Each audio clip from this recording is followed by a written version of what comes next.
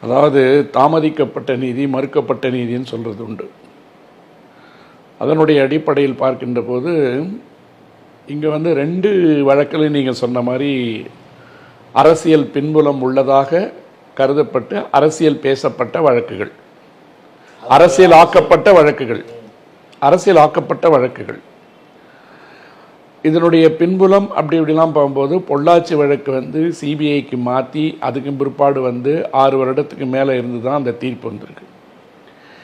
இந்த வழக்கு ஒரு 5 மாதத்தில் நிறைவு பெற்று கிட்டத்தட்ட 6வது மாதத்தில் தீர்ப்பு வந்துருச்சு. எது எப்படி நடந்தாலும் ஒரு பாலியல் குற்றவாளிக்கு கொடுக்கப்பட வேண்டிய தண்டனையை நீதிமன்றம் சரியாக கொடுத்திருக்கிறது என்பதை நம்ம முதல்ல வரவேற்கணும் 2 வழக்குலையும்.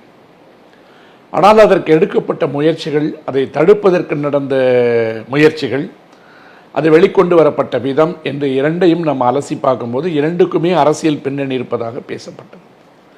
துரதிருஷ்டவசமாக அன்னைக்கு அது அதிமுக ஆட்சியிலும் இன்னைக்கு திமுக ஆட்சியிலும் அது நடந்ததுனால அன்னைக்கு அதிமுக அந்த வழக்கை அரசியல் பின்புலம் உள்ளவர்களை காப்பாற்றுவதற்காக அந்த வழக்கை கிடப்பில் போடுது, உண்மையான குற்றவாளிகள் கைது செய்யப்படவில்லைன்னு அதில் பெரிதாக பேசப்பட்டது.